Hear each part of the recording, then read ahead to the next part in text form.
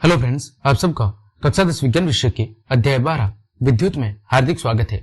इस चैप्टर की व्याख्या के अंतर्गत हमने इसके पार्ट 1 में आवेश, विद्युत धारा क्या होती है, विभव, विभवांतर और विद्युत परिपथ और उसके विभिन्न संकेतों का बहुत अच्छे से अध्ययन कर लिया था। तो अगर आपने पार्ट 1 नहीं देखा है तो या चैनल की प्लेलिस्ट पर जाकर या फिर इस वीडियो के डिस्क्रिप्शन में उसकी लिंक दी हुई है, वहां जाकर आप उस क्लासेस को जरूर देख लें, ताकि क्या होगा कि आगे आपको चैप्टर को समझने में कोई दिक्कत नहीं होगी। ठीक है, आज इस चैप्टर का पार्ट 2 है जिसमें हम उसके आगे के टॉपिक जो बच रहे हैं उनको कवर करने की पूरी कोशिश करेंगे। तो चलिए क्लास शुरू करते हैं। आज की हमारे क्लास का पहला टॉपिक है वो है ओम का नियम। तो देखिए, ओम का नियम क्या कहता है।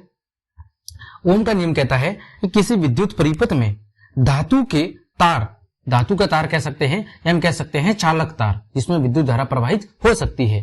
तो किसी विद्युत परिपथ में धातु का तार या फिर चालक तार के दो सिरों के बीच विभवांतर, उसमें प्रवाहित होने वाली विद्युत धारा के क्या होता है, समानुपाती होता है। जैसे मैं बताऊं आपको, जैसे ये कोई चालक तार है, ठीक है, ये कोई चालक तार है, इसका कोई एक सिरा ए है, एक सिरा बी है, और इसमें प्रवाहित होने वाली विद्युत धारा कितनी है, वो है I। ठीक है, तो ये बोल रहा है कि इसमें जो उत्पन्न विभवांतर है, इस बिंदु A और B के बीच में विभवांतर मान लीजिए कितना है, V वोल्ट है। तो इस स्थिति में ये जो दो सिरों के बीच में उत्पन्न होने वाला विभवांतर है, ये इसमें प्रवाहित होने वाली जो विद्युत धारा है, इसके क्या होता है, इसके होता है समानुपाती। क्या होता है, समानुपाती। लेकिन शर्त क्या है, लेकिन एक शर्त यहाँ पर यह है कि जो तार का तापमान है वो सदैव कैसा रहना चाहिए, वो सदैव समान रहना चाहिए। वो कैसा रहना चाहिए, वो सदैव समान रहना चाहिए, उसमें कुछ भी परिवर्तन नहीं होना चाहिए। आया समझ में आपको, उसमें कुछ भी परिवर्तन नहीं होना चाहिए। ठीक, और इसे क्या कहते हैं, इसे ही ओम का नियम कहते हैं। बिल्कुल सरल है। तो देखो यहां पे क्या लिखा हमने कि जो V है वो किसके समानुपाती होगा, वो होगा I के समानुपाती। और जब हमने इस समानुपाती के निशान को हटाया तो यहां पर हमने एक कांस्टेंट लगाया, स्थिरांक लगाया, और वो स्थिरांक कौन सा है, R। इस R को क्या कहते हैं, R को कहते हैं चालक का प्रतिरोध। क्या कहते हैं, R को कहते हैं चालक का प्रतिरोध। तो यहां से अगर हम R का मान निकालना चाहे तो V equal to I R है, और यहां से अगर हम R का मान निकालेंगे तो क्या हो जाएगा, V अपॉन I हो जाएगा। क्या हो जाएगा, V अपॉन I। तो ये था आपका ओम का नियम। अभी देखो इस बात को हम ग्राफ से भी समझते हैं। जब हमने ग्राफ बनाया है, विद्युत धारा को किसमें मापा जाता है, एम्पियर में, और विभवांतर को किसमें मापा जाता है, वोल्ट में। तो हमने धारा और विभवांतर के बीच में जब ग्राफ बनाया, लेकिन कौन सी स्थिति में, जब तार, जो चालक तार है, उस तार का जो तापमान है वो तापमान कैसा है, तापमान कांस्टेंट है, नियत है। ये आप हमेशा याद रखोगे ओम के नियम में कि चालक तार का जो तापमान है वो क्या रहना चाहिए, वो नियत रहना चाहिए, फिक्स रहना चाहिए। तो ऐसी स्थिति में V और I का जो ग्राफ है वो क्या बनेगा, सदैव एक सरल रेखा बनेगा। क्या बनेगा, सदैव एक सीधी रेखा बनेगा। ठीक, सदैव एक सीधी रेखा।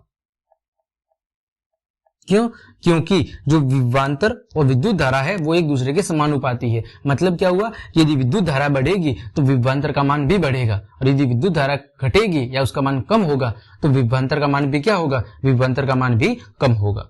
ठीक, ये था आपके ओम का नियम। बिल्कुल अच्छे समझ में आया होगा। आगे बढ़ते हैं, आगे बात करते हैं प्रतिरोध की, कि प्रतिरोध आपका क्या होता है। तो देखो अभी हमने प्रतिरोध पढ़ा कि R equal to V upon I, ये है ओम के नियम से इसका सूत्र। अभी हम इसको आगे और समझेंगे। पहले प्रतिरोध होता क्या है। तो देखो कोई भी चालक तार है, जैसे मैं आपके सामने ये एक चालक तार बना लिया मैंने, ये एक चालक तार है, ठीक है, इसमें कोई विद्युत धारा प्रवाहित हो रही है, और वो विद्युत धारा कितनी है, I। क्या है, विद्युत धारा क्या है, वो विद्युत धारा है आपकी I विद्युत धारा है। तो इस चालक तार के अंदर ऐसा कोई ना कोई गुण होगा जिसके कारण ये क्या करेगा, इसमें प्रवाहित होने वाली जो ये विद्युत धारा है इसका क्या करेगा, विरोध करेगा। कोई भी चालक तार हो, वो चालक तार जिस पदार्थ से मिलकर बना होता है उसका कुछ न कुछ ऐसा गुण होता है जिसके कारण वो उसमें प्रवाहित होने वाली जो विद्युत धारा है उसका क्या करता है, विरोध करता है, और इस गुण को ही कहते हैं प्रतिरोध। ठीक है, और अगर हम इसकी इस सूत्र के माध्यम से बात करें तो क्या होगी, विभवांतर और विद्युत धारा के अनुपात को क्या कहते हैं, प्रतिरोध कहते हैं। इसकी बात करें एसआई मात्रक की, तो प्रतिरोध का जो एसआई मात्रक है वो क्या है, वो आपका ओम है। क्या है, ओम। और इस ओम को ग्रीक भाषा में इस चिन्ह के द्वारा क्या किया जाता है, दर्शाया जाता है। ठीक है, ये आपको चिन्ह याद रखना है, ये ओम का चिन्ह है। ओम के नियम से हमने सूत्र पढ़ ही लिया, आर इक्वल टू क्या होता है, वी अपॉन आई होता है। और अगर एक ओम की आपको परिभाषा पूछ ले तो देखो एक ओम कब होगा, हमने पढ़ा आर इक्वल टू होता है वी अपॉन आई। तो यदि आई का मान कितना हो जाए, आई का मान हो जाए 1 एम्पियर और विभवांतर का मान कितना हो जाए, 1 वोल्ट हो जाए, है ना। तो ऐसी स्थिति में जो प्रतिरोध है वो कितना कहलाएगा, वो आपका कहलाएगा 1 ओम कहलाएगा। आया समझ में। अगर आपको कोई 1 ओम की परिभाषा पूछ ले तो आपको याद रखना है R equal to V upon I होता है। यदि परिपथ में 1 एम्पियर की धारा प्रवाहित हो रही है और विभवांतर कितना है, 1 वोल्ट है, तो दोनों का मान 1 1 हो गया और आर का मान क्या हो जाएगा, देखो आर इक्वल टू वी का मान हो गया 1 वोल्ट और आई का मान हो गया 1 एम्पियर। तो आर इक्वल टू कितना हो जाएगा, आर इक्वल टू हो जाएगा 1 ओम। ये आपकी होगी परिभाषा कि जब भाई परिपथ में 1 एम्पियर की धारा प्रवाहित हो रही है और उसके कारण उत्पन्न विभवांतर कितना है, 1 वोल्ट है, तो ऐसी स्थिति में जो चालक तार का प्रतिरोध है वो आपका कितना हो जाएगा, वो आपका हो जाएगा 1 ओम हो जाएगा। ये आपको देखो चित्र दिख रहा है, ये प्रतिरोध का चित्र है जैसा आपने सर्किट के अंदर देखा होगा और ये इसका प्रतीक है। आया समझ में।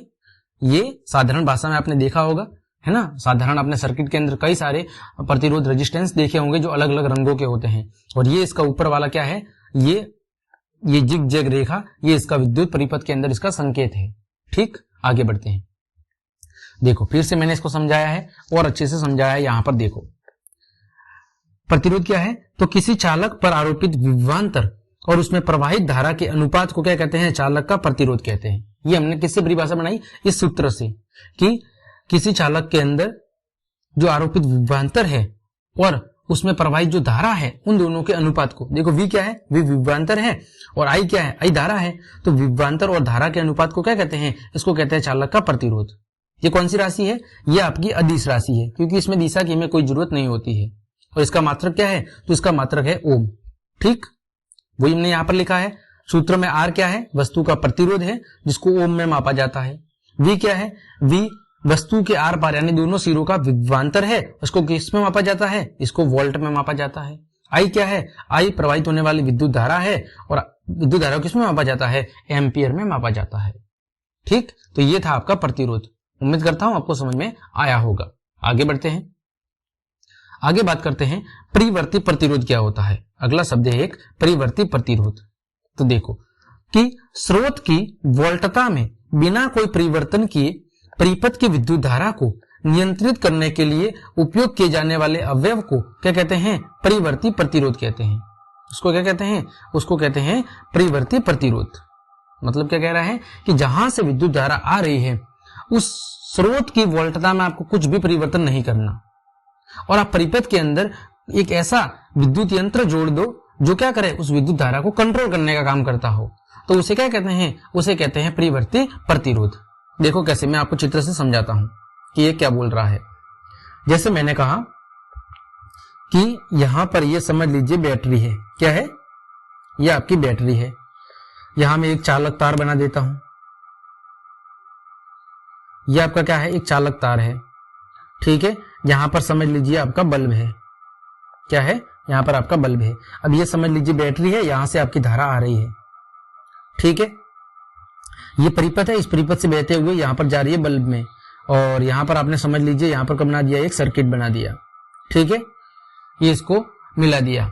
अब यहां अब क्या हो रहा है, यहां पर अब डायरेक्ट करंट जा रहा है बैटरी से, कहां पर, इस चालक तार में या परिपथ में। ठीक है, यहां पर बीच में कोई कंट्रोलर नहीं लगा हुआ है, यानी इस बैटरी से जो जाने वाला वोल्ट है इसको कंट्रोल करने के लिए यहां पर कुछ भी नहीं है। तो हमने क्या किया कि हमने यहां पर समझ लीजिए एक ऐसी डिवाइस लगा दी जो क्या कर रही है, जो इस बैटरी से आने वाले करंट को, विद्युत धारा को क्या कर रही है, कंट्रोल कर रही है। लेकिन ये बैटरी से जो स्रोत उत्पन्न हो रहा है, इस बैटरी से जो करंट हो रहा है उसमें कुछ भी चेंज नहीं कर रही है। ये किसमें चेंज कर रही है, यहां से आने वाले जो विद्युत धारा है उसको कंट्रोल करने का काम कर रही है। तो इसको क्या कहेंगे, इसको कहेंगे परिवर्ती प्रतिरोध। ठीक, अगला आपका शब्द है वो है धारा नियंत्रक। क्या है, धारा नियंत्रक।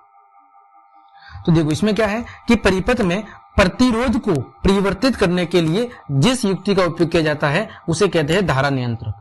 किसको परिवर्तित करना है आपको? प्रतिरोध को, रेजिस्टेंस को कम ज्यादा करना है, तो उसके लिए हम जिस युक्ति का उपयोग करते हैं उसे कहते हैं धारा नियंत्रक।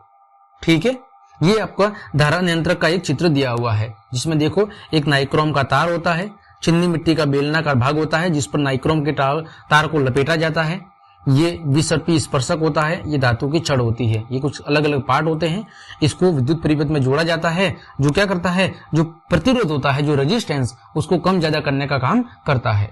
ठीक, आगे बढ़ते हैं, आगे बात करते हैं वे कारक जिन पर एक चालक का प्रतिरोध क्या करता है, एक चालक का प्रतिरोध निर्भर करता है, कि किन किन चीजों पर एक चालक का प्रतिरोध निर्भर करता है। तो देखो ये एक चित्र है जिसमें एक चालक तार की बात की गई है। ये क्या है? ये जो चित्र आपको दिख रहा है ये एक चालक तार है। क्या है? ये एक चालक तार है। ठीक है, जिसकी लंबाई कितनी है? जिसकी लंबाई है L। कितनी लंबाई है? L। ठीक, इसका क्षेत्रफल कितना है? इसका क्षेत्रफल है, अनुप्रस्थ काट का जो क्षेत्रफल है वो है A। ठीक है, अनुप्रस्थ काट का क्षेत्रफल वो कितना है? A है। ठीक है, तो देखो, तो चालक तार का जो प्रतिरोध है वो किन किन चीजों पर निर्भर करता है? वो पहली बात, पहला, चालक की लंबाई के समानुपाती होता है, यानी जो R का मान है वो उसकी लंबाई यानी L के क्या होता है? समानुपाती। मतलब चालक तार जितना ज्यादा लंबा होगा उसका प्रतिरोध उतना ही ज्यादा होगा, चालक तार जितना छोटा होगा यानी कम लंबाई का होगा उसका प्रतिरोध उतना ही कम होगा।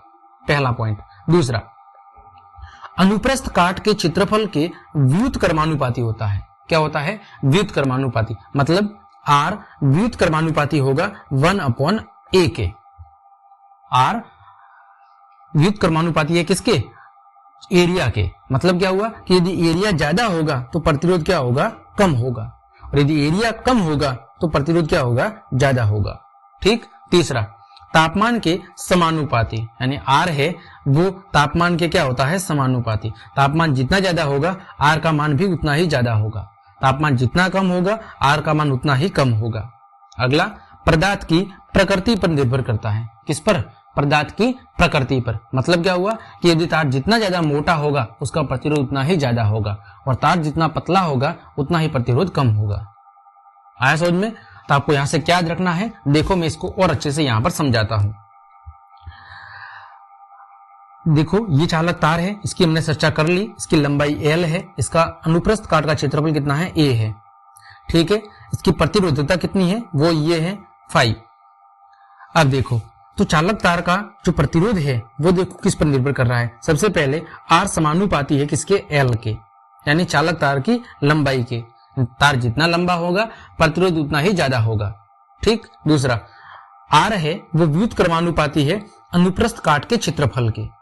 जितना एरिया कम होगा प्रतिरोध उतना ही ज्यादा होगा, और जितना एरिया ज्यादा होगा प्रतिरोध उतना ही कम होगा, और जितना एरिया कम होगा प्रतिरोध उतना ही ज्यादा होगा।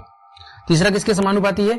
प्रतिरोध है वो तापमान के, नहीं, चालक तार का तापमान जितना ज्यादा होगा प्रतिरोध भी उतना ही ज्यादा होगा। अगला किस पर निर्भर है? प्रतिरोध चालक तार के पदार्थ की प्रकृति पर भी निर्भर करता है, कि पदार्थ किन चीजों से मिलकर बना हुआ है, वो प्रतिरोध वाला पदार्थ, वो उस बात पर भी निर्भर करता है। ठीक है, तो यहां से अगर हम सूत्र बनाना चाहे तो क्या होगा सूत्र? R equal to L/A। क्या होगा? R equal to L/A। और जब हम, सॉरी यहां पर ये अनुक्रमानुपाती का निशान है, और जब हम इसको हटाएंगे तो यहां पर एक कांस्टेंट लगेगा। ठीक है, और इस कांस्टेंट को हम क्या कहेंगे? इस कांस्टेंट को हम कहेंगे वो है पदार्थ का प्रतिरोधकता। क्या कहेंगे? देखो ये अलग है, ये प्रतिरोध नहीं है, ये क्या है? प्रतिरोधकता है। ये इसका सिंबल है, ये वाला चित्र में दिख रहा है ना यहाँ पर, ये वाला, ये क्या है? प्रतिरोधकता का सिंबल है। तो R इक्वल टू क्या हो गया? R इक्वल टू हो गया ये प्रतिरोधकता का चिन्ह। ठीक है, इसको अलग अलग जगह अलग अलग पढ़ा जाता है। ठीक है, तो R इक्वल टू आपको याद रखना है L/A, और जब हम समानुपाती का निशान हटाएंगे तो यहाँ पर एक कांस्टेंट लगेगा, और वो क्या होगा? वो होगा चालक का प्रतिरोधकता। ठीक, चलिए आगे बढ़ते हैं। अगला लिखा हुआ है भाई विद्युत प्रतिरोधकता। क्या लिखा हुआ है? विद्युत प्रतिरोधकता। अभी हमने पढ़ा R इक्वल टू ये वाला L/A। तो ये वाला जो कांस्टेंट आपको दिख रहा है ये क्या है? ये प्रतिरोधकता है। अब ये क्या होता है देखो, तो 1 मीटर भुजा वाले घन के विपरीत फलकों में से धारा गुजरने पर जो प्रतिरोध उत्पन्न होता है वह क्या कहलाता है? वह प्रतिरोधकता कहलाता है। 1 मीटर भुजा वाला कोई घन है, उसके जो विपरीत फलक है उसमें से एक धारा गुजरने पर जो प्रतिरोध उत्पन्न होता है वो क्या कहलाता है? वो कहलाता है आपका प्रतिरोधकता। ठीक, अब बात करते हैं प्रतिरोधकता के SI मात्रक की। तो देखो प्रतिरोधकता का यहां से मान क्या होगा? RA/L। क्या होगा? RA/L। तो जो प्रतिरोधकता है वो किस पर निर्भर कर रही है? देखो एक तो प्रतिरोध पर निर्भर कर रही है, एक एरिया पर और एक लंबाई पर। तो देखो प्रतिरोधकता चालक की लंबाई और अनुप्रस्थ काट के क्षेत्रफल के साथ नहीं बदलती है। ठीक है, प्रतिरोधकता एरिया और लेंथ पर डिपेंड नहीं करती, परंतु किस पर? तापमान के साथ परिवर्तित होती रहती है। किसी चालक की जो विद्युत प्रतिरोधकता है वो एरिया और लंबाई के बढ़ने पर परिवर्तित नहीं होती, यानी इन दोनों पर निर्भर नहीं करती, लेकिन तापमान पर के साथ क्या होती है? परिवर्तित होती है। यानी हम कह सकते हैं कि जो प्रतिरोधकता है वो तापमान के क्या होती है? समानुपाती होती है। ठीक है, आगे बात करें धातुओं और मिश्र धातुओं का जो प्रतिरोधकता परिसर है वो कितना होता है? 10⁻⁻8 से लेकर 10⁻⁻6 ओम मीटर तक। ठीक है, फिर मिश्र धातुओं की जो प्रतिरोधकता है वो उनकी अवयवी धातुओं से अपेक्षाकृत क्या होती है? अधिक होती है। मिश्र धातु की जो प्रतिरोधकता है वो उसके जो अवयव है जिनसे मिलकर मिश्र धातु बनी हुई है उसकी प्रतिरोधकता से सामान्यतः क्या होती है? अधिक होती है। मिश्र धातुओं का उच्च तापमान पर शीघ्र ही दहन नहीं होता, अतः इनका उपयोग तापन युक्तियों में किया जाता है। यानी मिश्र धातुओं के जो प्रतिरोधकता है वो अधिक होती है और इसी कारण से इनका उपयोग जो उच्च तापन युक्तियां हैं जैसे हीटर वगैरह होते हैं ना, उनमें किया जाता है ताकि वो जल्दी से ना पिघले। अगला, तांबा और एल्यूमिनियम का उपयोग विद्युत संचरण के लिए किया जाता है क्योंकि उनकी प्रतिरोधकता क्या होती है? उनकी प्रतिरोधकता बहुत ही कम होती है। तांबा और एल्यूमिनियम जैसे जो पदार्थ है उनका उपयोग विद्युत तारों या फिर विद्युत के संचरण के लिए किया जाता है। कारण क्या है? कि उनकी जो प्रतिरोधकता है उनकी प्रतिरोधकता क्या होती है? प्रतिरोधकता कम होती है। ठीक, तो ये आपका टॉपिक था विद्युत प्रतिरोधकता। आगे बढ़ते हैं प्रतिरोधकों का श्रेणी क्रम संयोजन, कि प्रतिरोधकों को हम विद्युत परिपथ में कितने तरीके से जोड़ सकते हैं। जो प्रतिरोध हमने पढ़े हैं रेजिस्टेंस, उसको हम परिपथ में कितने तरीकों से जोड़ सकते हैं, इन बातों को हम समझते हैं। तो प्रतिरोधों को हम किसी भी विद्युत परिपथ में 2 तरीकों से जोड़ सकते हैं। कितने तरीकों से? 2 तरीकों से जोड़ सकते हैं। एक श्रेणी क्रम और एक समांतर क्रम या पार्श्व क्रम। ठीक, श्रेणी क्रम में क्या होता है? एक के बाद एक, जैसे ये पहला, फिर ये दूसरा और ये तीसरा, जैसा आपको चित्र में दिख रहा होगा R1, R2, R3, दोनों एक दूसरे से, जो तीनों हैं वो एक दूसरे से जुड़े हुए हैं। जबकि समांतर क्रम में क्या होता है? समांतर क्रम में सब अलग अलग तरीके से जुड़े होते हैं ऐसे, और फिर सबको आपस में, सबके जो सिरे हैं इनको आपस में जोड़ दिया जाता है। ये होता है समांतर क्रम, इसको अभी हम आगे पढ़ेंगे। तो सबसे पहले हम बात कर रहे हैं प्रतिरोधकों का श्रेणी क्रम में संयोजन। देखो जैसा आपको चित्र में दिख रहा है ये श्रेणी क्रम संयोजन है, जिसमें देखो R1, R2, R3 ये इनके सिरे आपस में एक दूसरे से जुड़े हुए हैं। तो देखो क्या होगी परिभाषा, कि जब 2 या 3 प्रतिरोधकों को एक सिरे से दूसरा सिरा मिलाकर जोड़ा जाता है। जब 2 या 2 से अधिक प्रतिरोधकों के एक सिरे को दूसरे सिरे से जोड़कर जो संयोजन बनाया जाता है उस संयोजन को कहते हैं श्रेणी क्रम संयोजन। उसे क्या कहते हैं? उसे कहते हैं श्रेणी क्रम संयोजन। तो ऐसी स्थिति में जो कुल प्रतिरोध है वो कितना होगा? वो होगा RS = R1 + R2 + R3, यानी जितने प्रतिरोध लगे हुए हैं उन सभी प्रतिरोधों को हम जोड़ देंगे। ठीक है, प्रत्येक प्रतिरोधक में से एक समान धारा क्या होती है? प्रवाहित होती है। और ऐसी स्थिति में सभी प्रतिरोधकों में से जो प्रवाहित होने वाली धारा है उसका मान क्या होता है? उसका मान एक समान होता है, क्योंकि इस बैटरी से जो विद्युत धारा ये आई जा रही है ये सभी जो प्रतिरोध है उनसे होकर क्या होगी? प्रवाहित होगी। ठीक, यहां तक आया समझ में? आपको केवल क्या याद रखना है कि श्रेणी क्रम में सभी प्रतिरोधकों के एक सिरे को दूसरे सिरों के साथ जोड़कर संयोजन बनाया जाता है, और श्रेणी क्रम में जो कुल प्रतिरोध है वो सभी प्रतिरोधकों के योग के बराबर होता है। यानी जो परिणामी प्रतिरोध है वो सभी प्रतिरोध के योग के बराबर होता है। ठीक, और यहां पर प्रत्येक जो प्रतिरोधक है उनमें प्रवाहित होने वाली जो धारा है उसका मान सभी के लिए समान होता है। ठीक, आगे बढ़ते हैं। देखो यहां पर हमें पूरा इसको बहुत अच्छे से समझाया है कि कैसे होता है। तो परिपथ में जो कुल विभवांतर है वो व्यष्टिगत प्रतिरोधकों के विभवांतर का क्या है, योग है। मतलब कुल विभवांतर सभी प्रतिरोधों के अंदर जो विभवांतर है उसका योग है, यानी V equal to V1 plus V2 plus V3। क्योंकि 3 प्रतिरोध है, देखो R1, R2 और R3, तो सबके लिए प्रतिरोध भी अलग होगा, V1, V2 और V3। आया समझ में? तो देखिए V इक्वल टू क्या होता है, V इक्वल टू होता है IR। तो हमने माना V1 इक्वल टू IR1। देखो I सबके लिए समान क्यों है, क्योंकि सभी के अंदर समान धारा प्रवाहित हो रही है और वो कौन सी है, R, I है। ठीक है, V2 क्या होगा, IR2, V3 क्या होगा, IR3। है समझ में? अब तीनों को जोड़ दिया तो देखो V1 की जगह IR1 क्या हो गया, IR1, V2 की जगह IR2, V3 की जगह IR3। ठीक है, फिर यहां देखो I और I, तीनों में I कॉमन है, I को हमने ले लिया बाहर, अंदर क्या बचा, R1, R2 प्लस R3। ठीक है, R1 plus R2 plus R3। और V1, V2 और V3 इन तीनों की जगह हमने बराबर में किसको रखा है, V की जगह रखा है तुल्य विभवांतर को। ठीक, तो V इक्वल टू क्या बन गया, I R1 plus R2 plus R3, ये बन गया।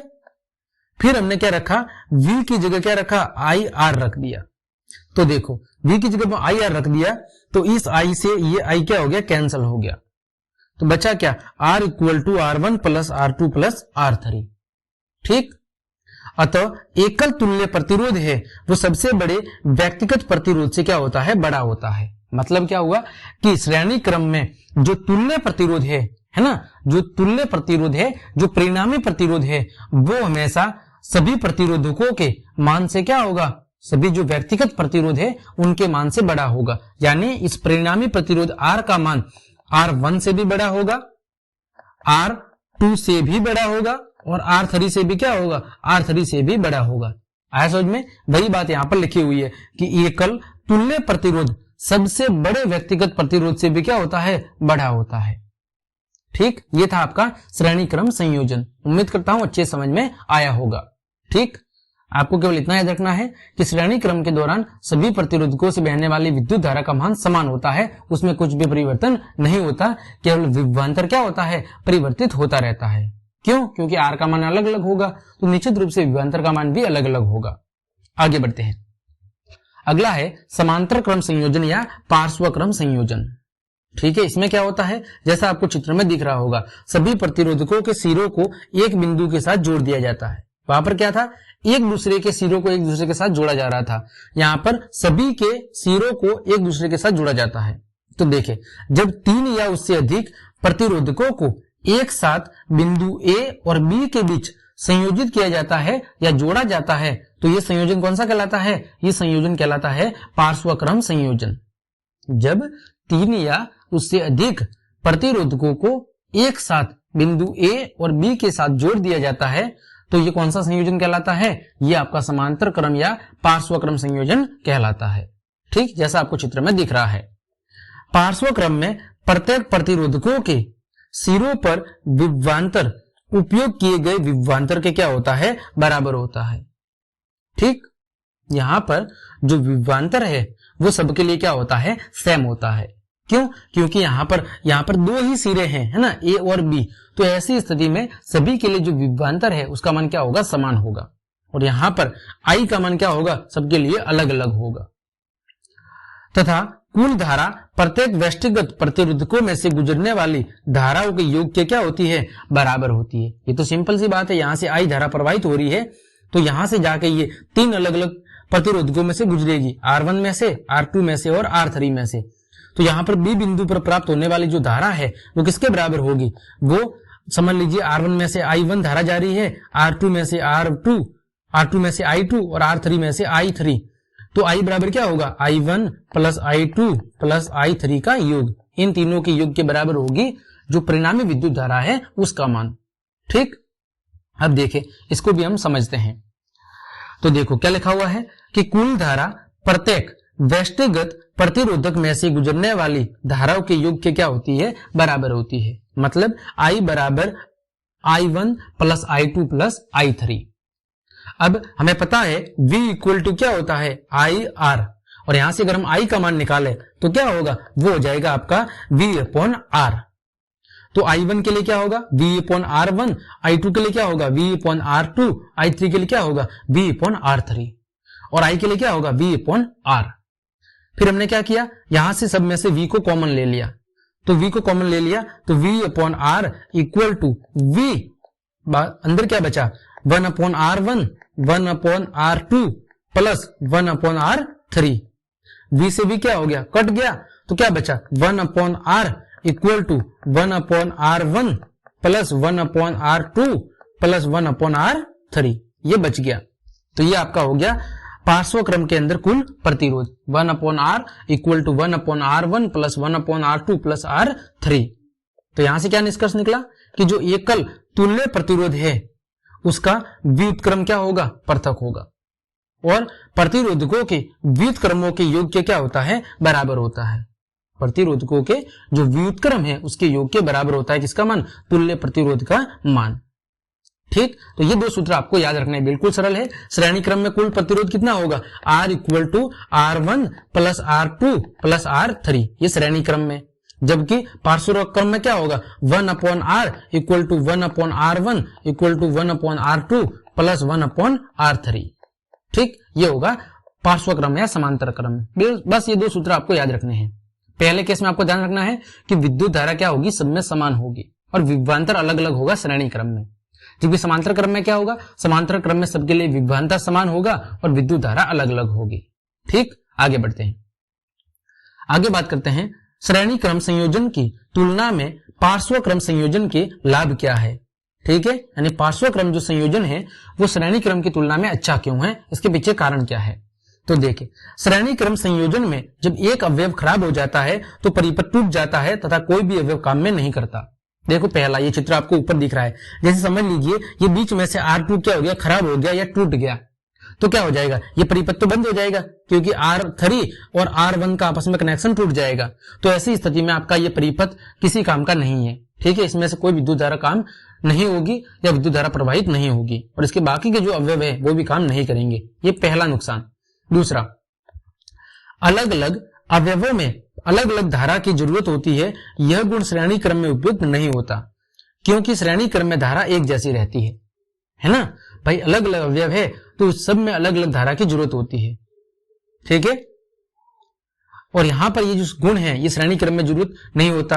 क्यों, क्योंकि यहां पर सबके अंदर एक जैसी धारा है। अगर हमें चाहिए कि यहाँ पे हमने अलग अलग डिवाइस लगा दी और हमें अलग अलग युक्तियों की जरूरत है, तो ऐसा तो होगा नहीं, क्योंकि यहाँ पर तो सब में एक जैसी धारा जा रही है, तो ये हमारे लिए उपयोगी नहीं है। जैसे आपने लगा दिया कि टीवी जोड़ दी, फ्रिज जोड़ दिया, है ना, फिर समझ लीजिए कूलर जुड़ा हुआ है, तो सब में क्या होगा, सब में अलग अलग धारा की हमें जरूरत होगी, लेकिन यहां पर सब में एक जैसी धारा जा रही है, तो ये हमारे लिए काम का नहीं है। अगला, पार्श्व क्रम संयोजन में जो प्रतिरोध है वो क्या होता है, वो कम होता है। ठीक है, ये तीन मुख्य लाभ है जिसकी वजह से पार्श्व क्रम संयोजन को श्रेणी क्रम की तुलना में क्या माना जाता है, श्रेणी क्रम की तुलना में अच्छा माना जाता है। ठीक, आगे बढ़ते हैं, आगे बात कर रहे हैं वो है हमारा टॉपिक विद्युत धारा का तापीय प्रभाव। क्या है, विद्युत धारा का तापीय प्रभाव। ये क्या होता है समझे। तो देखिए, यदि किसी विद्युत परिपथ विशुद्ध रूप से क्या है, प्रतिरोधक है, यानी उसमें कुछ भी प्रतिरोधक नहीं है, बिल्कुल न के बराबर है, नगण्य है, तो स्रोत की ऊर्जा पूर्ण रूप से क्या होगी, ऊष्मा के रूप में संचित होती है। क्या कहता है कि यदि एक विद्युत परिपथ विशुद्ध रूप से क्या है, प्रतिरोधक है, मतलब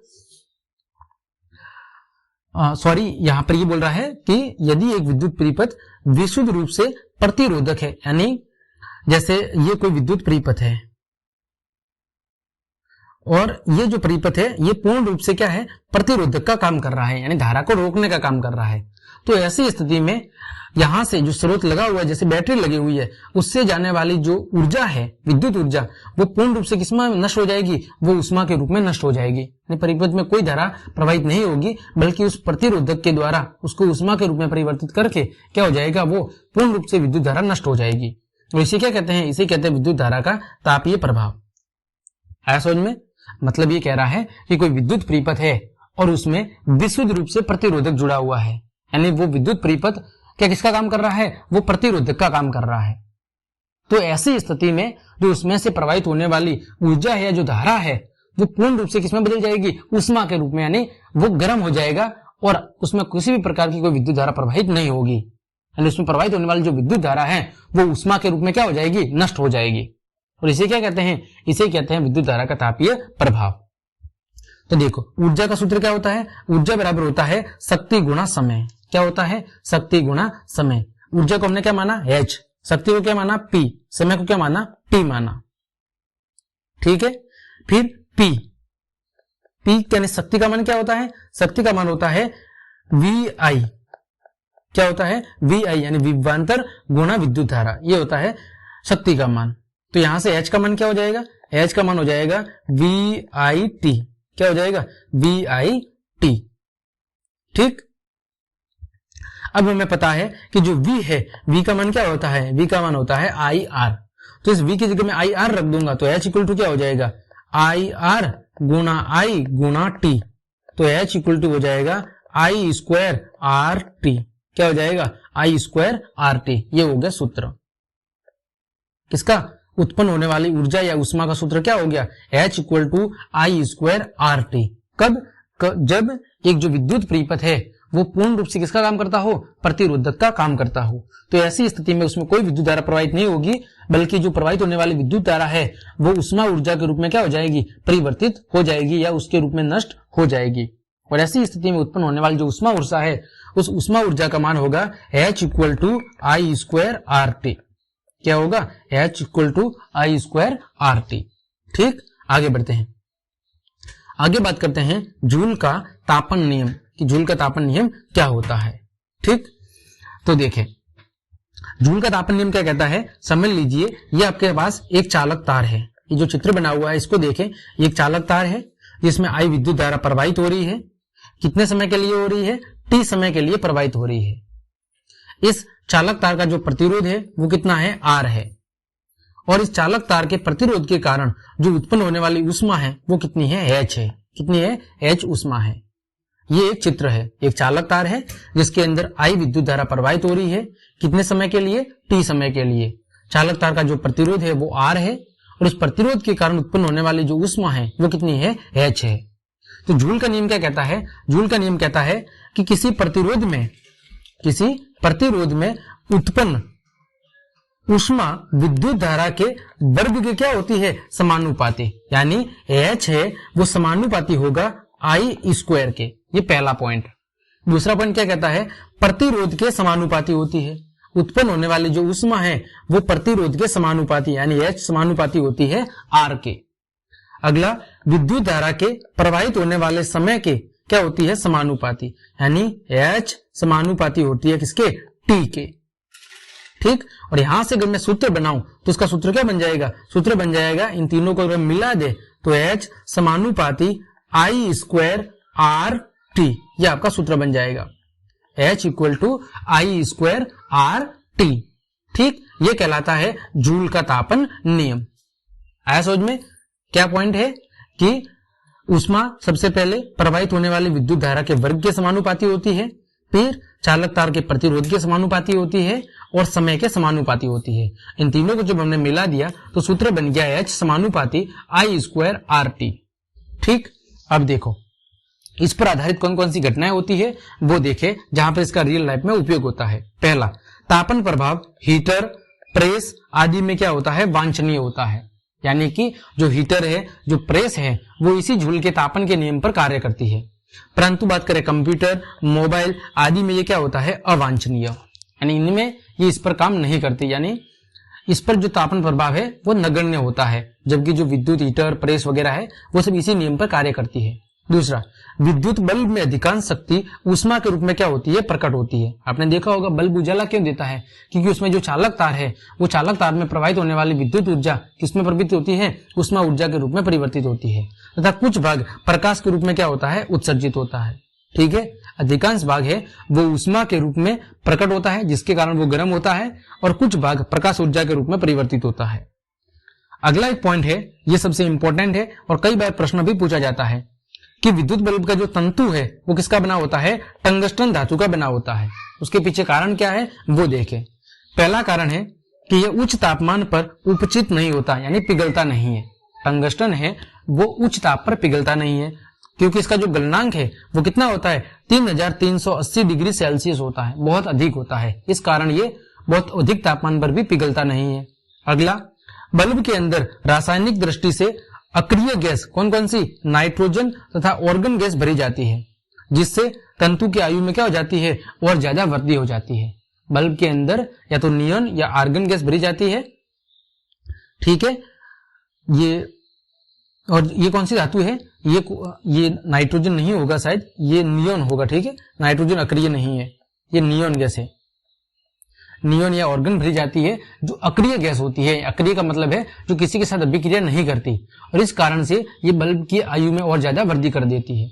ये कुछ इसकी विशेषता है जिसके कारण से विद्युत जो बल्ब होते हैं उनकी जो धातु है, अंदर का जो चालक तार है वो हमेशा टंगस्टन का ही बनाया जाता है। ये प्रश्न आप विशेष रूप से तैयार कर ले, इसको बार बार परीक्षा में पूछा जाता है। तो ये था आपका जूल का तापन नियम। ठीक है, H समानुपाती है I²RT के। आगे बढ़ते हैं, आगे बात करते हैं विद्युत शक्ति की, कि विद्युत शक्ति क्या होती है। तो देखो, शक्ति क्या होती है आप सबको ही पता है, ऊर्जा के उपभुक्त या ऊर्जा के उपभोग होने की दर को क्या कहते हैं, शक्ति कहते हैं। ऊर्जा के उपभोग होने की दर को क्या कहते हैं, शक्ति कहते हैं। देखो यहां पर मैंने समझाया है, P = W/T। W क्या है, W है ऊर्जा, और T क्या है, समय। यानी ऊर्जा के उपभोग होने की जो दर है वो क्या कहलाती है, वो कहलाता है शक्ति। यहाँ पर कौन सी ऊर्जा की बात हो रही है, विद्युत ऊर्जा की। तो विद्युत ऊर्जा के व्यय होने की दर को हम क्या कहते हैं, शक्ति कहते हैं। ठीक, विद्युत शक्ति को किससे दर्शाते हैं, P से दर्शाते हैं। P = सूत्र क्या होता है, VI। ये कहां से आया इसको समझते हैं। तो देखो, विद्युत ऊर्जा W बराबर क्या होता है, QV। Q क्या होता है, Q होता है आवेश, V क्या होता है, विभवांतर होता है। तो W की जगह हमने क्या रखा, QV, बटे में क्या है, T। V फिर हमने पढ़ा I = क्या होता है हम जानते हैं, I = होता है Q/T, है ना, Q/T होता है। तो Q/T की जगह हमने क्या रख दिया, I रख दिया। इस सूत्र में Q/T की जगह हमने क्या रख दिया, I रख दिया। तो P = सूत्र क्या बन गया, VI बन गया। देखो, VI कह लो या IV कह लो, P = सूत्र बन गया VI। फिर हमें पता है V = क्या होता है, V = होता है IR। इस V = IR को हमने कहा रख दिया इधर। ठीक, तो यहां पर जब हमने V की जगह IR रख दिया तो P = सूत्र क्या बन गया, I² बन गया। ठीक, I² बन गया। फिर हमने फिर से क्या किया, V² I² की जगह हमने क्या रखा, देखो V = क्या होता है, IR। यहां से हमने V का मान निकाला, तो V का मान तो क्या है, IR। फिर यहां पर क्या दिया हुआ है, I²। तो देखो I का मान क्या होगा, I का मान होगा V/R। तो I² का मान क्या हो जाएगा, I² का मान हो जाएगा V²/R²। और गुणा में ऊपर क्या है, गुणा में ऊपर है R। तो एक R से एक R क्या हो जाएगा, कट जाएगा। तो यहां से फिर P का मान क्या हो जाएगा, P का मान हो जाएगा आपके V²/R। ठीक, वही बात मैंने यहां पर बताई है। फिर से समझा देता हूं, देखो क्या किया है हमने। चलिए इसको मैं एक बार मिटा देता हूं इस वाली चीज को, और आपको फिर से समझाता हूं कि यहां पर ये कैसे बना है। एक मिनट, इसको मैं मिटा देता हूं।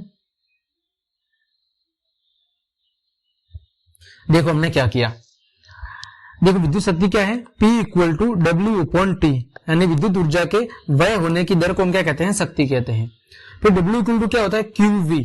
तो W की जगह हमने क्या रख दिया, QV रख दिया, बटे में लिख दिया T। फिर Q अपॉन T किसके बराबर होता है, I के। तो हमने Q अपॉन T की क्या रख दिया, I रख दिया। तो फिर हमारे पास P का सूत्र क्या बन गया, VI बन गया। फिर V का मान क्या होता है, V का मान होता है IR। क्या होता है, V का मान होता है IR।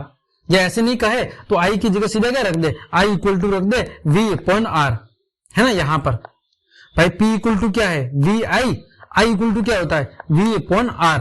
तो रख दो P इक्वल टू V गुना V अपॉन R।